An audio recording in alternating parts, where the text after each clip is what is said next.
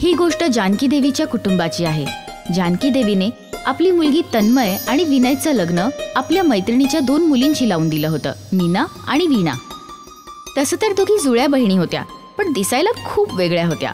मीना जाडी होती आणि वीणा बारीक। जेव्हा कुणी पाहुणे घरी यायचे, या दोघी जुळ्या बहिणी आहेत? हो, या दोघी जुळ्या आहेत। अजिबात वाटत नाहीत। वीणा बघा किती बारीक आणि सुंदर आहे। मीना, असं वाटतं सगळ्या घरच्यांचं जेवण तूच खातेस। काय तू पण गायत्री, बिचारी काहीच खात नाही। तिच्यापेक्षा जास्त तर वीणा खाते, पण तरीही ते मीनाच्या शरीरालाच लागतं। असं कसं होऊ शकतं? नक्कीच काहीतरी गडबड आहे। गडबड काय आहे हे तर नाही माहीत, पण माझी मीना खूप चांगली आहे। मीना एकटी घरातलं सगळं काम करायची आणि सगळ्यांची काळजी पण घ्यायची। हे घ्या तुमची भाजी, तुमचा डोसा आणि आई तुमचा चहा। तू नसतीस तर काय झालं असतं आमचं? पण मी तर आहे ना? हो आहेस, आणि तू खूप चांगली आहेस। मीना घरातल्या सगळ्या लोकांबरोबर खुश होती। मग अचानक मीना आणि वीणाची आजे सासू त्यांच्या घरी आली। अगं जानकी, आई तुम्ही इकडे अचानक का नाही येऊ शकत? हे माझं घर नाहीये का? मी असं कधी म्हणाले? तुझ्या बोलण्याचा अर्थ असाच होता जानकी। नाही आई, तुम्ही गैरसमज करून घेताय। मला सगळं कळतं, समजलं। आता मी आत येऊ का परत निघून जाऊ? या या, वीणा आणि मीना या तुमच्या आजे सासू आहेत। मीना आणि वीणा दोघी आशीर्वाद घ्यायला आल्या। दोघींनी खाली वाकायचा प्रयत्न केला। इतकं खाल्लं आहेस की खाली वागता सुद्धा येत नाहीये तुला। कमी खात जा सुनबाई, खाऊन खाऊन तुझं शरीर फुगलं आहे। आता अजून खाशील तर माझ्या नातवाचं दुसरं लग्न लावून देईन। आई काय तुम्ही पण ना, बिचाऱ्या मुलीला घाबरवत असता। मी घाबरवत नाहीये, सांगते आहे। जे खरं आहे तेच बोलते। बाकी तर तू मला ओळखतेस। आई आता जाऊ द्या, तुम्ही चहा पाणी घ्या। प्रवासातून आल्या आहात ना? हो हो। मीना वीणा जा आणि नाश्ता घेऊन या। दोन्ही सुना किचनमध्ये गेल्या आणि नाश्ता बनवायला लागल्या। जसा नाश्ता बनला, मीनाने वीणाकडे दिला। अगं मीना, तू घेऊन जा ना। नाही नाही, मी परत गेले तर परत माझ्या जाडेपणाबद्दल बोलतील। तूच जा। ठीक आहे। वीणा नाश्ता घेऊन बाहेर गेली। मीना किचनमध्येच थांबली। काही वेळाने परत आवाज आला। आता नाश्ता झाल्यावर आत काय अंडी देतेस का? आजकालच्या सुना इतक्या आळशी झाल्या आहेत की काय बोलायचं। हे ऐकून मीना लगेच बाहेर आली। जानकी, तू तर म्हणालीस तन्मय आणि विनयच्या बायका जुळ्या बहिणी आहेत। या दोघी तर जुळ्या अजिबात वाटत नाहीत। आई ते आहेत तर त्या दोघी जुळ्या बहिणी, पण मीना लहानपणापासून गोलमटोल आहे आणि वीणा बारीक। मग लग्न लावताना तुला कळलं नाही? कशी बायको आणली आहेस माझ्या नातवासाठी? आता लग्न तर झालं आहे, मग त्या गोष्टीवरून काय चर्चा करायची? आणि तसंही मीना खूप चांगली आहे। तू तर असंच बोलशील, तुझ्या मैत्रिणीची मुलगी आहे ना, पण नातेवाईकांना उत्तर तर मला द्यायचं आहे। जाऊ द्या, तुम्ही खूप लांबून आला आहात, जरा आराम करा। ठीक आहे। आजी सासू झोपायला गेली। सगळं घर शांत झालं। जानकी देवीची मुलं आपल्या आईशी बोलायला लागली।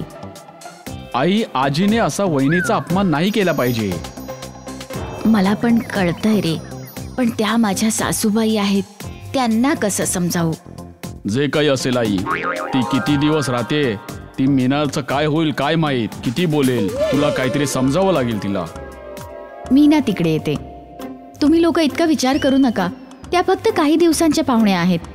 तसंही लोक माझ्या जाडेपणाबद्दल बोलतातच, मला आता लोकांचं वाईट वाटत नाही।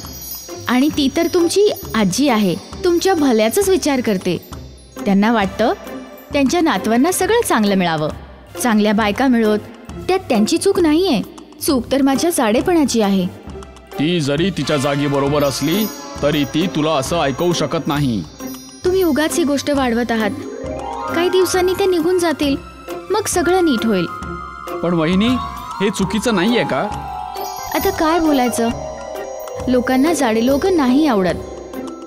संध्याकाळी जेव्हा आजे सासू उठल्या तेव्हा त्यांनी हाक मारली, सुनबाई, सुनबाई. मीना पळत पळत त्यांच्याकडे आली. बोला आजी. मी तर माझ्या सुनेला हाक मारत होते. आई बाजारात गेल्या आहेत. ठीक आहे, तू माझ्यासाठी चहा घेऊन ये. आत्ता आणते. मीना किचनमध्ये गेली आणि तिने चहाबरोबर नाश्ता पण बनवला. ती त्यांच्याकडे चहा नाश्ता घेऊन गेली. अरे वा मीना, मी तर तुला फक्त चहा आणायला सांगितलेला, तू नाश्ता पण आणलास. ते मला वाटलं तुम्हाला भूक लागली असेल. लागली तर आहे. तेव्हा जानकी आणि वीणा शॉपिंग करून परत येतात. क्या बात है जानकी, आज सुनेबरोबर भरपूर शॉपिंग होत आहे. घरचं जेवण नाही बनवलं का आज? जेवण तर सगळं बनवलं आहे मी. इतक्या लवकर? हो आई, मीना इतकी गुणी आहे की घरचं सगळं काम एकटीच करते.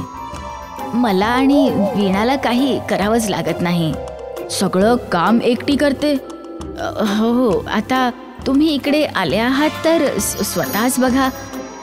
आजे सासूला हे ऐकून आश्चर्य वाटलं. दुसऱ्या दिवसापासून तिने मीनावर लक्ष ठेवायला सुरुवात केली. आजे सासूने हे बघितलं की रोज सकाळी मीना सगळं घर साफ करायची आणि सगळ्यांच्या आवडीचं खाणं बनवायची. वीणा आणि जानकी तर आराम करत होत्या, पण वीणाने सगळं काम पटपट संपवलं. मीना, काय झालं आजी? तुम्हाला काही हवं आहे का? नाही बेटा, तू सकाळपासून काम करत आहेस, थोडा वेळ आराम कर. नाही आजी, मी ठीक आहे, मला तर सवय आहे. मी भांडी घासून घेते. जानकी, पहिल्यांदा वाटतं आहे की तू काहीतरी चांगलं काम केलं आहेस. कोणतं काम? मीनाला आपली सून बनवून सगळ्या कुटुंबाची इतकी काळजी घेते. ती खरंच घरची लक्ष्मी आहे. शेवटी तुमच्या लक्षात ही गोष्ट आलीच की जाडेपणामुळे माणसाची किंमत कमी होत नसते. जरी मीना जाडी असेल, पण ती माझी सर्व गुणसंपन्न सून आहे.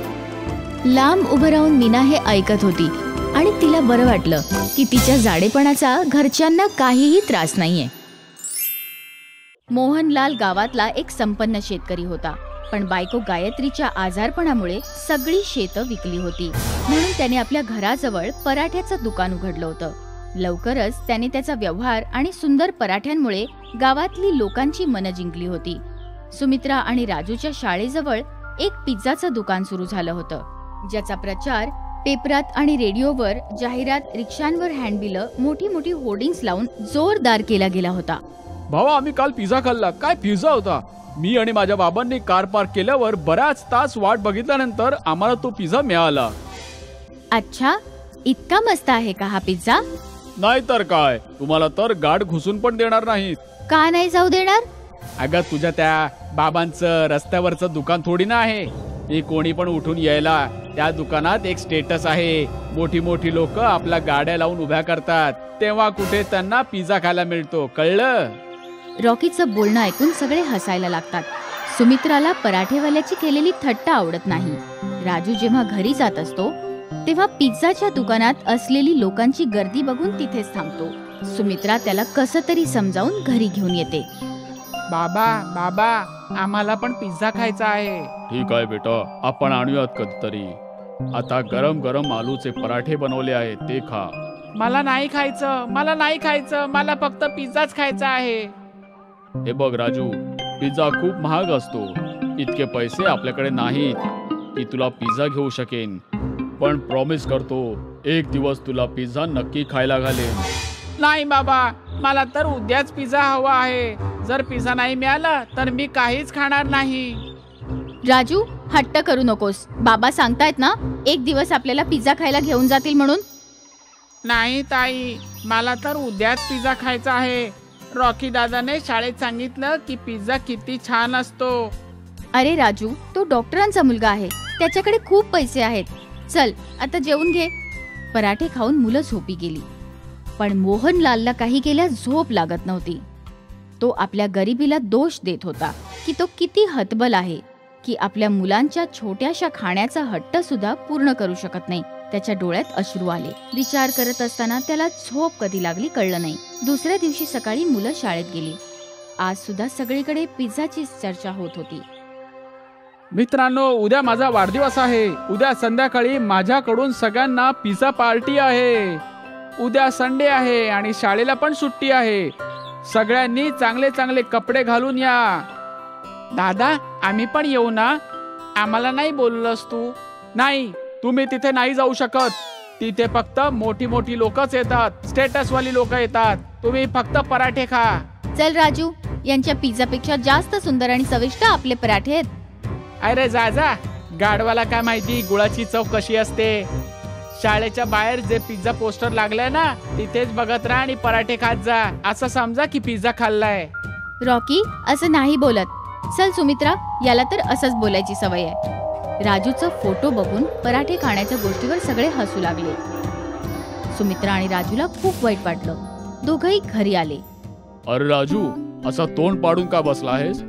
बाबा, त्याचं असं आहे की उद्या रॉकीचा वाढदिवस आहे आणि सगळ्यांना बोलवलंय, फक्त आम्हाला सोडून.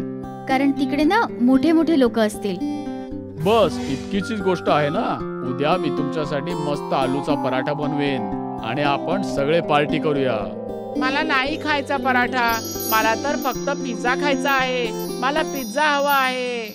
बाळा, मी तुला बोललो होतो ना की आपल्याकडे आता तुमची फी भरायला सुद्धा पैसे नाहीयेत. पिझ्झा कुठून खायला घालू तुम्हाला? इतकं बोलून डोळ्यात अश्रू घेऊन मोहनलाल घराच्या बाहेर निघून गेला.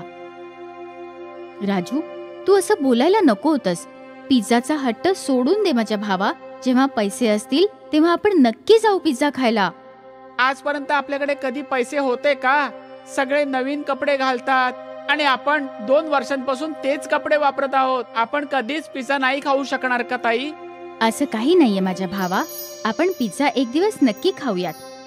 त्या रात्री राजूने काहीही खाल्लं नाही. घरी कोणीच काही खाल्लं नाही.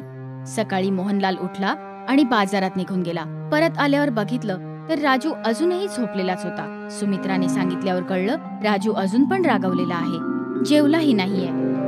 उठ बाळा, आज मी तुम्हा लोकांना पराठा पिझ्झा खायला घालतो. चला उठा. बाबा, मी सांगितलं ना, जोवर पिझ्झा मिळणार नाही मी काहीही खाणार नाही. मोहनलाल पराठ्यावर चीज, फ्रुट्स आणि सॅलड टाकून पिझ्झा बनवतो. पण खूप समजावल्यावर सुद्धा राजू खात नाही. सुमित्रा पण राजूला समजावण्याचा खूप प्रयत्न करते, पण तिलाही यश मिळत नाही. आज परत सगळे उपाशीत झोपून जातात. मध्यरात्री राजूला खूप भूक लागते. तो किचन मध्ये जाऊन ठेवलेला पराठा पिझ्झा खातो. त्याला खूप आवडतो. तो पराठा पिझ्झा संपवून टाकतो. मोहनलाल गुपचूप त्याला खाताना बघतो. सकाळी उठून मोहनलाल बाजारात जातो. तिथून आल्यावर तो सुमित्राला बोलवतो. सुमित्रा, अय सुमित्रा. हो बाबा, आले.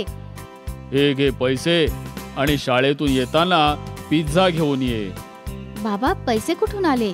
ते कुठून तरी आले आहेत. आणि हो, डब्यात पिझ्झा पराठा ठेवला आहे. खाऊन घे आठवणीने. सुमित्रा घरून शाळेसाठी निघत होती. बाबांची सायकल बाहेर नव्हती लावलेली. कळायला वेळ नाही लागला की बाबांनी सायकल विकून पैसे आणले होते. सुमित्रा आणि राजू शाळेत पोहोचले. शाळेत कालच्या रॉकीच्या पिझ्झा पार्टीचीच गोष्ट चालली होती. सगळ्यांच्या तोंडावर पिझ्झा पार्टीचीच चर्चा होती. लंच मध्ये सुमित्रा आणि राजू पराठा पिझ्झा खात होते तर तिकडे रीता आली. अरे, तुम्ही दोघं ही कुठली डिश खातायत? हे आमच्या बाबांनी बनवलेलं आहे, पराठा पिझ्झा. हो, ही स्पेशल डिश बाबांनी बनवली आहे. हे घे, तू पण खा. खूप मस्त आहे. अरे वा, खूप मस्त पराठा पिझ्झा आहे. हा तर खूप चांगला पराठा पिझ्झा आहे. या बघा, या ना, पराठा पिझ्झा कालच्या पार्टी मधल्या पिझ्झा पेक्षा आणखीन मस्त आहे. सुमित्रा, प्लीज मला पण एक तुकडा दे ना. हा, हे घे रॉकी, तू पण खा. वा, खरंच हे किती टेस्टी आहे. पराठा पिझ्झा असं तर मी माझ्या आयुष्यात कधी खाल्लं नव्हतं. लवकरच पूर्ण गावात पराठा पिझ्झा बद्दल सगळ्यांना कळलं. सुमित्राने बाबांना पराठा पिझ्झा बनवायला सल्ला. आता त्यांच्या दुकानात गर्दी वाढू लागली होती. पिझ्झाच्या दुकानात आता ग्राहकांची संख्या कमी होऊ लागली.